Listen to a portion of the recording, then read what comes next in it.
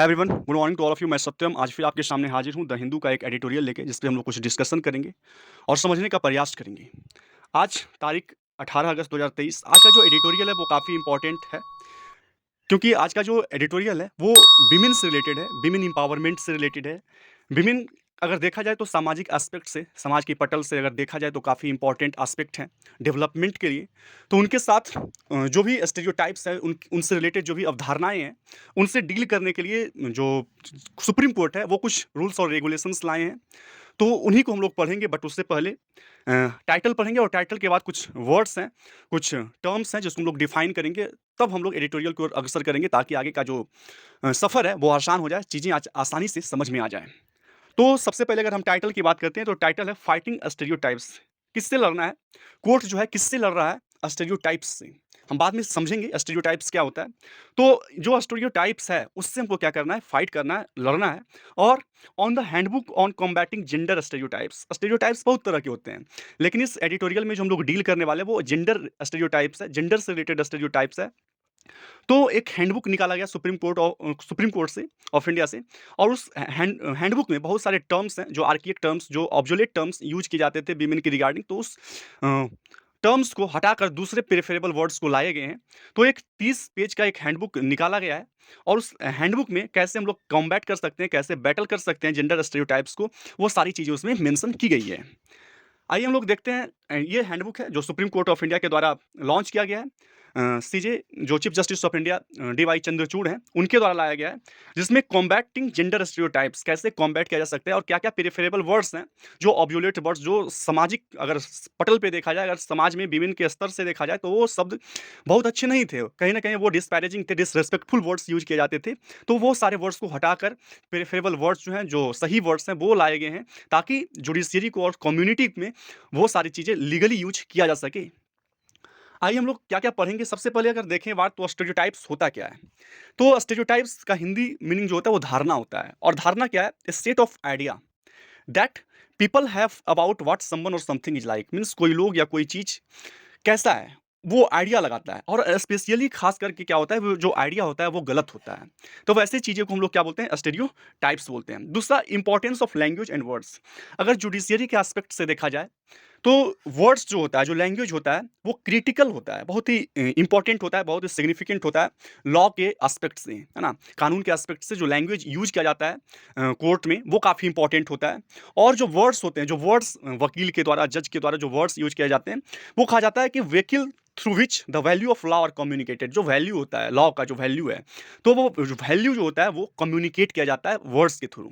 तो importance of language and words काफ़ी important है, काफ़ी सिग्निफिकेंट है from the aspect of judiciary. उसके बाद क्या हुआ कि एक रिलीज किया गया हैंडबुक का, है ना? जिसमें 30 पेज का एक हैंडबुक रिलीज किया गया, जिसमें करेक्ट टर्म्स जो यूज किए जाने चाहिए, वो आर्किक वर्ड्स, जो पहले ऑब्सोलेट वर्ड्स यूज किए जाते थे, तो उनके इंस्टीड में, उसके उसके बदले में जो वर्ड यूज किए जाते थे, वो सारे वर्ड्स को मेंशन किया गया इस 30 पेज का जो हैंडबुक निकाला गया है। उसके बाद हम लोग पढ़ेंगे एम क्या है, आखिर इस हैंडबुक को निकालने का एम क्या है। तो अगर जुडिशरी के एस्पेक्ट से देखा जाए तो जुडिशरी जो होता है और जो लीगल कम्युनिटी होता है, वो एम जो है वो काफ़ी सराहनीय है, क्योंकि जो जेंडर स्टेरियोटिपिकल लैंग्वेज यूज किया जाता था ऑर्डर्स में, जजमेंट्स में, कोर्ट के प्लीडिंग्स में, तो वो सारे टर्म्स को यूज नहीं किया जाए। This is the main M. और फिर सीजेआई का स्टेटमेंट आया। स्टेटमेंट डीवाई चंद्रचूड़ ने क्या कहा कि ये जो हैंडबुक निकाला गया है, और जो एक कदम है, एक स्टोन, माइल स्टोन साबित होगा, ये जो कदम विमेन के स्टेरियोटिपिकल वर्ड्स जो यूज किए जाते थे समाज में, ताकि उसको उनको नीचा दिखाया जाए, उनके जो कर्तव्य हैं उनको सामाजिक पटल पे लाया जाए, जो डिसरेस्पेक्टफुल वर्ड्स थे, तो उनको हटाने का जो ये कदम लिया गया, बताया जा रहा है कि it's a milestone in the journey towards a more just and equitable society. आज की सोसाइटी का क्या रिक्वायरमेंट है? जो इक्विटेबल होना चाहिए, अनवायस्ड होना चाहिए, जेंडर के आधार पे कोई वायसनेस नहीं होनी चाहिए, इम्पार्शियल होनी चाहिए। तो उसको लाने के लिए, इक्विटेबल सोसाइटी बनाने के लिए, जस्ट सोसाइटी बनाने के लिए, ये जो कदम है वो क्या है? ये जो यात्रा है वो एक माइलस्टोन साबित होगा, एक मील का पत्थर साबित होगा। फिर कोर्ट्स के एस्पेक्ट से अगर देखा जाए, तो कोर्ट्स में जब कोई भी जज कुछ ऐसे केस जो सेक्सुअल हरासमेंट से रिलेटेड हो, या फिर कुछ ऐसे अवधारणाएं बन जाते हैं, जैसे सपोज दैट कि कोई वीमेन है, कोई गर्ल्स हैं, वो कोई कपड़े अपने अपने कपड़े पहनने के चॉइसेस होते हैं, और उससे क्या होता है, वीमेंस के कैरेक्टर्स का एक एजम्पशन बना लिया जाता है, और उस एजम्पशन से कहीं ना कहीं जो जजमेंट होता है वो उससे प्रभावित होता है, वो उससे क्या होता है, इन्फ्लुएंस होता है। तो इसी के लिए है कि इंपॉर्टेंस एजम्पशंस जो होते हैं विमेंस को कैरेक्टर्स लेकर बेस्ड ऑन एक्सप्रेसिव चॉइसेस, जैसे कि क्लॉथ्स को लेकर, सीवियर सेक्सुअल हिस्ट्री को लेकर जो एजम्पशंस बना लिए जाते हैं, तो उससे कहीं ना कहीं बचा जाए। और ऐसे जो एजम्पशन होते हैं कहीं ना कहीं जो जुडिशियल असेसमेंट होता है, जो जुडिशियल इवेल्यूशन होता है, जो न्यायिक मूल्यांकन होता है, उसको इम्पैक्ट करता है, उसको इन्फ्लुएंस करता है। और इस सारी चीज़ों से बचने के लिए ये कहीं ना कहीं काफ़ी इंपॉर्टेंट कदम भी है। दूसरा, फिर अगर देखा जाए तो रियलिटी रियलिटी बहुत सिंपल है, वास्तविकता जो है वो सिंपल है कि पर्सन का जेंडर जो होता है वो कभी इस बात को डिटरमाइन नहीं करता है कि उनका जेंडर इन्फ्लुएंस करेगा उनके कैपेसिटी को, उनकी जो रेशनल थाउट्स है उसको इन्फ्लुएंस करेगा। This is the ground reality, और यही सच है। तो आइए हम लोग अब एडिटोरियल की ओर अग्रसर करते हैं। ये कुछ टर्म्स आपको दिखाया गया है कि क्या-क्या वर्ड्स जो इनकरेक्ट यूज़ किए जाते थे, जो आर्काइक वर्ड्स, जो ऑब्सोल्यूट वर्ड्स थे, और प्रिफर्ड वर्ड्स क्या अब इस हैंडबुक में लाया गया है। तो आप लोग इसको देख सकते हैं। अ, आइए हम लोग अब कोर्स अब जो टाइटल है उसको एक बार और फिर से पढ़ते हैं कि courts guidelines on gender type casting can be a catalyst for change. Court का जो गाइडलाइंस है, कोर्ट का जो दिशा निर्देश है, वो कहीं ना कहीं जेंडर टाइप कास्टिंग पे कैन बी ए कैटलिस्ट, एक उत्प्रेरक के तौर पे काम कर सकता है चेंज के लिए। मीन्स चेंजेज का जो रेट है, जो पेस है, उसको बढ़ा सकता है कोर्ट का guidelines. In the quest for equal rights for all, क्या है, एक क्वेस्ट चल रहा है, एक सर्च चल रहा है ना। एक क्या चल रहा है, सर्च चल रहा है, एक क्वेस्ट चल रहा होता है, जिसमें किसके लिए सर्च चल रहा है, तो equal rights for all means सभी को क्या किया जाए, इक्वल राइट्स दिया जाए। तो इस तलाश में supreme court of India has taken an important step. इस तलाश में इक्वल राइट्स सभी को दिया जाए, तो सुप्रीम कोर्ट ऑफ जो इंडिया है उन्होंने एक बहुत ही इंपॉर्टेंट, बहुत ही सिग्निफिकेंट स्टेप लिया है, कदम उठाया है। और वो कदम कैसे उठाया है, तो बाय रिलीज करके, किस चीज़ को रिलीज किया, तो गाइडलाइंस को, दिशा निर्देश को, to take on harmful gender stereotypes. जो स्टीरियोटाइप्स है, जो जेंडर स्टीरियोटाइप्स है, जो हार्मफुल है, उसको टेक ऑन करना है, उसको चैलेंज करना है। दैट परपिचुएट इनइक्वलिटीज, जो क्या परपिचुएट करता है, जो क्या जीवित रखता है इनइक्वलिटीज को, जो स्टेरियोटाइप्स है कहीं ना कहीं समाज में असमानता को अलाइव रखता है, उसको सस्टेन रखता है। तो उसी को टेक ऑन करने के लिए, उसी को चैलेंज करने के लिए, उसी को इरेडिकेट करने के लिए ये जो कदम जो है, ये स्टेप लिए गए हैं और दिशा निर्देश जारी किए गए हैं, ताकि जो तलाश चल रहा है इक्वल राइट्स के लिए वो लाया जा सके। Laying down a set of dos and don'ts for judicial decision making in writing. Laying down, कुछ ले डाउन किया जाता है, कुछ लिखा जाता है, कुछ बनाया जाता है, फाउंडेशंस तैयार किए जाते हैं किस चीज़ का, डूज एंड डोंट्स का, क्या करना चाहिए और क्या नहीं करना चाहिए। किस लिए, तो फॉर जुडिशियल डिसीजन मेकिंग, न्यायिक जब डिसीजन मेकिंग होता है, कुछ राइटिंग्स होता है।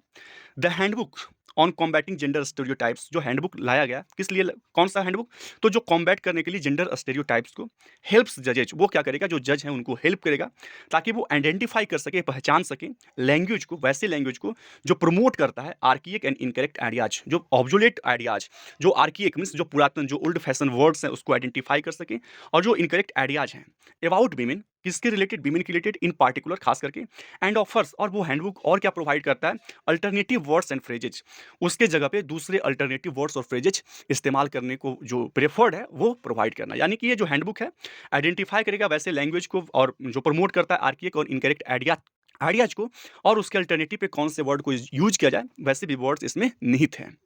इससे क्या होगा, जुडिशियल डिसीजन मेकिंग और राइटिंग को आसानी मिलेगी।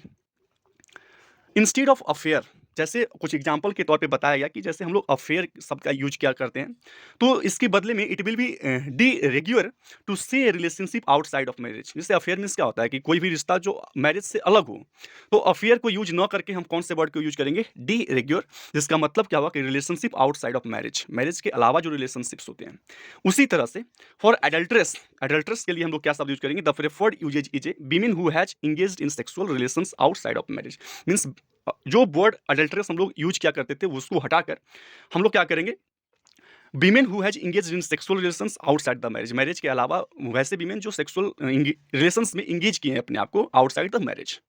ए host of derogatory and similarly mild adjectives, means A host of, बहुत सारे ऐसे शब्द जो अपमानजनक है, जो डिसरेस्पेक्टफुल है, और similarly mild adjective have been dropped, वैसे शब्दों को ड्रॉप किया गया है, हटाया गया है, जो वीमेन से रेफर करते थे, वीमेन से संबंधित थे।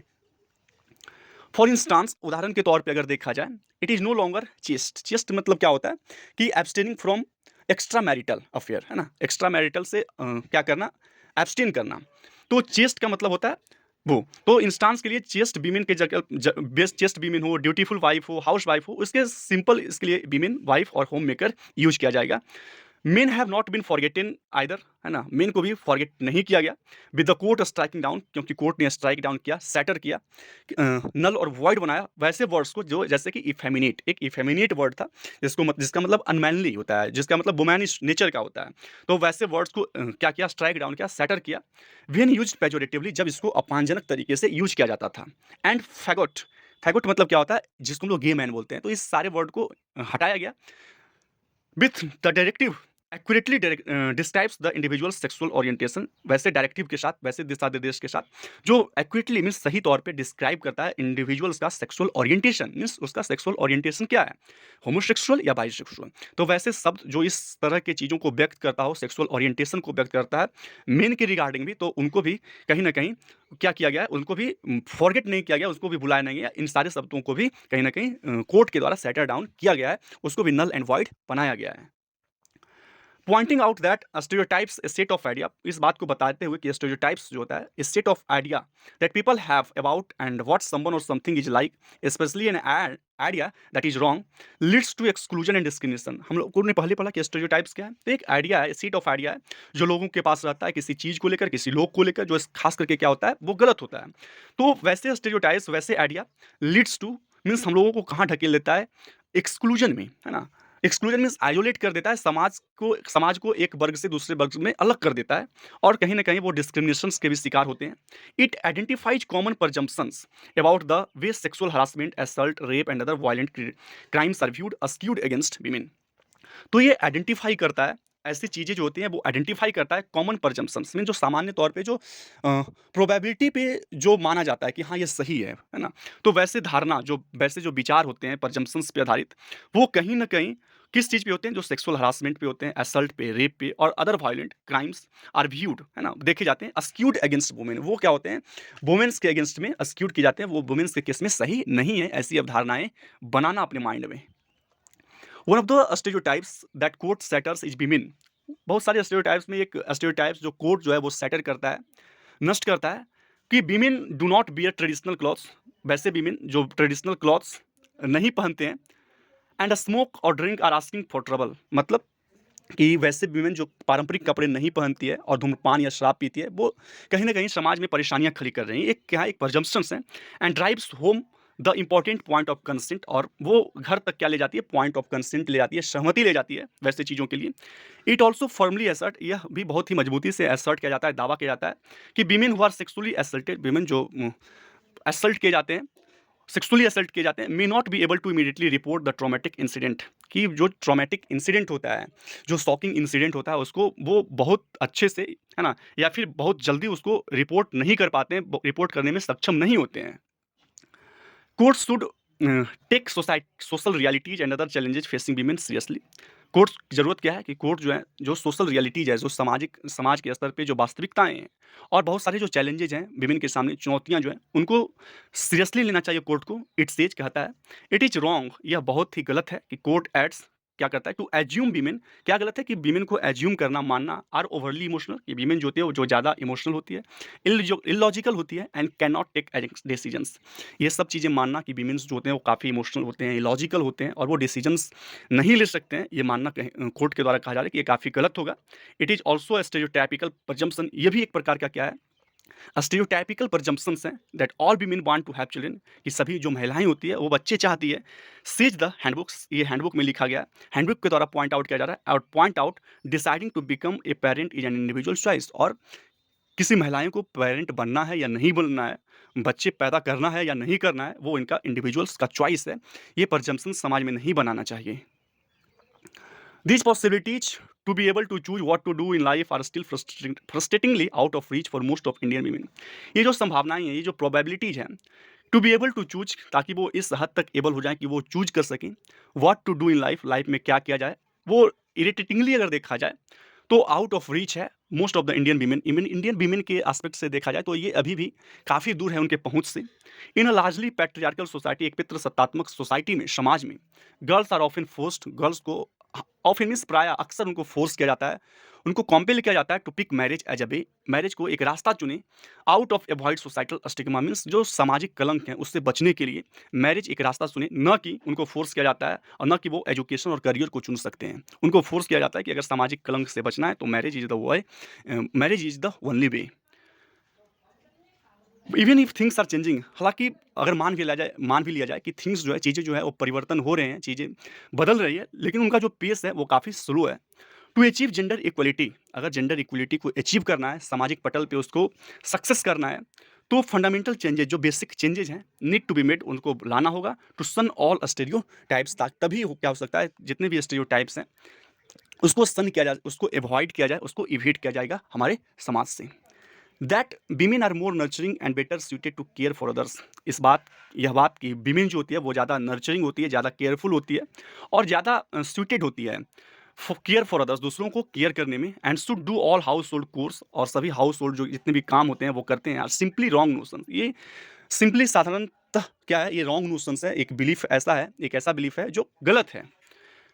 द हैंडबुक में बी अ गाइड, फिर ये जो हैंडबुक निकाला गया सुप्रीम कोर्ट ऑफ इंडिया से, एक गाइड के तौर पे हो सकता है, एक निर्देश के तौर पे हो सकता है जजेज के लिए, लॉयर्स के लिए, but it could also be a catalyst, और एक कैटलिस्ट के तौर पे भी काम कर सकता है, एक उत्प्रेरक के तौर पे भी काम कर सकता है चेंज के लिए, right down to the societal level, ठीक सोसाइटल लेवल पे, सामाजिक पटल से जो समाज के ग्राउंड रियलिटीज है वहाँ तक जाकर ये चेंजेस जो है एक कैटलिस्ट के तौर पे, ये हैंडबुक जो है कैटलिस्ट के तौर पे काम कर सकते हैं। साथ ही साथ ये जजेज और लॉयर्स के लिए एक गाइड के तौर पे भी काम करेंगे।